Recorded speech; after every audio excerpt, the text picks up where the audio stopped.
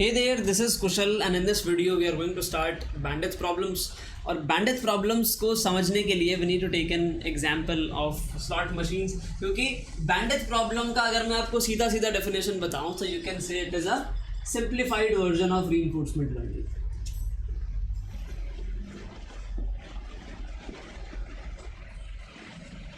ठीक है, it is simplified version of reinforcement learning. इतना आप कह सकते हैं. इसमें हम कुछ कॉम्प्लेक्सिटी ऐड नहीं कर रहे हैं, सिर्फ एक बेसिक वर्क फ्लो को समझने के लिए ये प्रॉब्लम्स को इंट्रोड्यूस की गई. ठीक है, तो इसको समझने के लिए लेट्स से फॉर एग्जांपल हमारे पास स्लॉट मशीन्स हैं. स्लॉट मशीन्स क्या होती हैं? स्लॉट मशीन्स होती हैं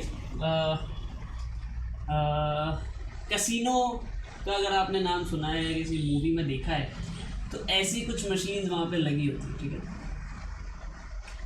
and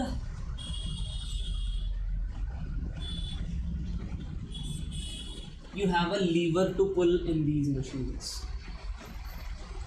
like this. lever pull करने पे क्या होता है? You get some numbers here, random numbers. ठीक है, और once you get all of the three numbers same, या तो numbers होते हैं या कुछ icons बने हुए होते हैं, अगर ये तीनों same आ जाते हैं तो you get a jackpot. क्या मिलता है? जैकपॉट मतलब यहाँ से कुछ ना कुछ रिवॉर्ड आपको मिलता है. That is a monetary reward, या फिर जिस भी हिसाब से इन्होंने जिसकी भी मशीन है उसने बनाई है उस हिसाब से यू गेट अ रिवॉर्ड. तो स्लॉट मशीन्स की मदद से, मतलब स्लॉट मशीन्स क्या सबसे बेसिक चीज़ है कि आपको कुछ एक लीवर पुल करना है, यू गेटिंग अ रिवॉर्ड. तो इसकी मदद से we will try to model the basic mathematics of reinforcement learning. जैसे पिछले वीडियोज़ में मैंने आपको बताया वैल्यू, स्टेट, एक्शन, ये जो सब चीज़ें, इन सबका एक मैथमेटिकल मॉडल हम देखेंगे. बेसिक मैथमेटिकल मॉडल आगे एडवांस में जाने से पहले, क्योंकि धीरे धीरे बढ़ना इज़ गुड. ठीक है, so let's say for example let's assume we have some slot machines. ठीक है, सम स्लॉट मशीन्स. तो हम मान के चल रहे हैं 5 स्लॉट मशीन्स. ठीक है, 5 slot machines, S1, S2, S3, S4, 4 ले लें 5 की जगह. Let's assume 4 slot machines. ठीक है, मैं इन सबको एक बॉक्स में डाल देता हूँ.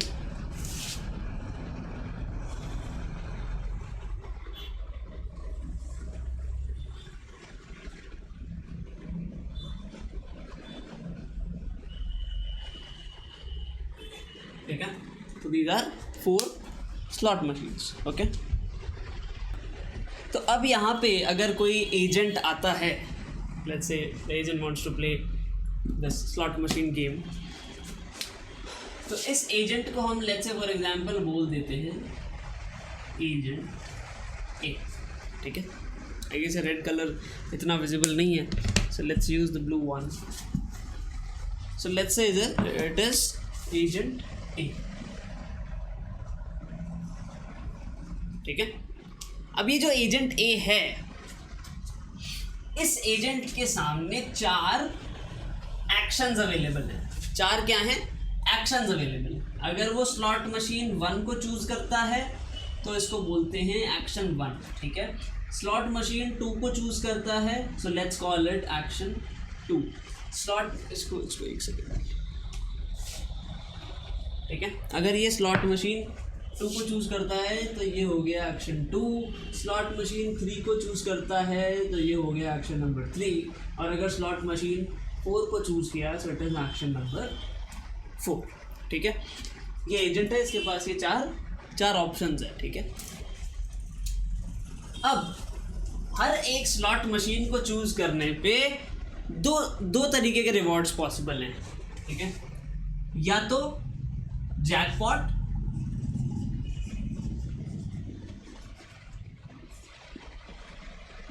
फर्स्ट रिवॉर्ड क्या है? जैकपॉट. ठीक है, सो मान लेते हैं जैकपॉट इज +1. ठीक है, सेकेंड रिवॉर्ड क्या है? No jackpot. So let's call it 0. ठीक है, नो रिवॉर्ड, या फिर नेगेटिव भी हम कर सकते हैं, बट अभी मान के चलिए नो जैकपॉट और जैकपॉट. ठीक है, ये रिवॉर्ड्स पॉसिबल है.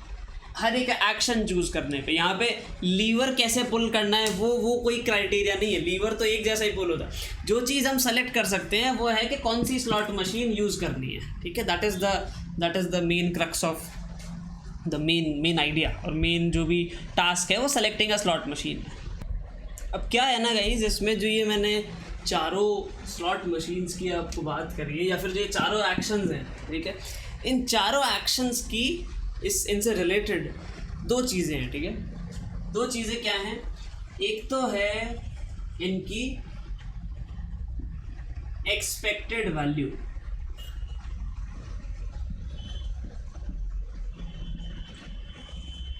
आप लोग रिकॉल करिए, वैल्यू क्या होता है? वैल्यू क्या होता है? एवरेज रिवॉर्ड जो अभी तक मिले हुए हैं उस एक्शन को चूज करने पे, ठीक है। अगर अभी भी थोड़ा सा कंफ्यूजिंग है, डोंट वरी अबाउट इट, धीरे धीरे समझते हैं, ठीक है। बट हाँ, जो पहली चीज़ मैं आपको समझाना चाह रहा हूँ, इट इज़ एक्सपेक्टेड वैल्यू, ठीक है। एक्सपेक्टेड वैल्यू मतलब हर एक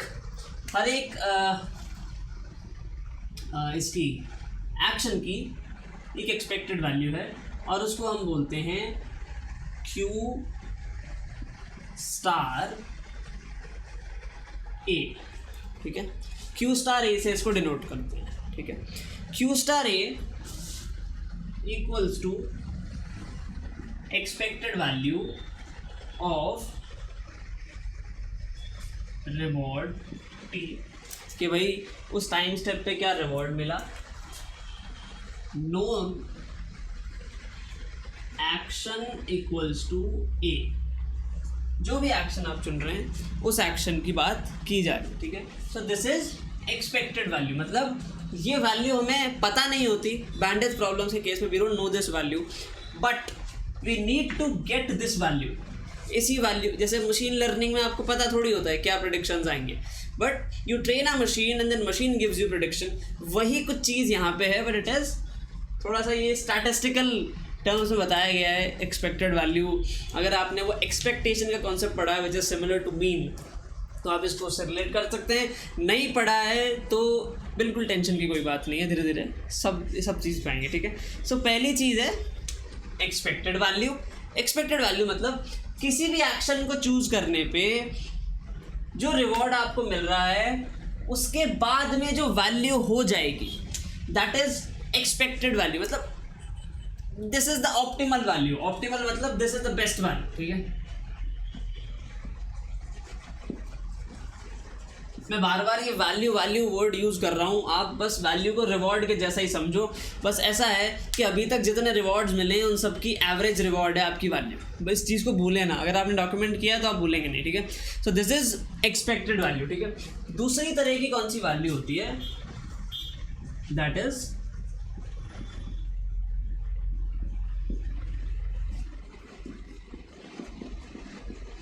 एस्टिमेटेड वैल्यू, ठीक है। एस्टिमेटेड वैल्यू वो वैल्यू है जो आप इवैल्यूएट करेंगे, जो आप कैलकुलेट करेंगे। कैसे कैलकुलेट करेंगे?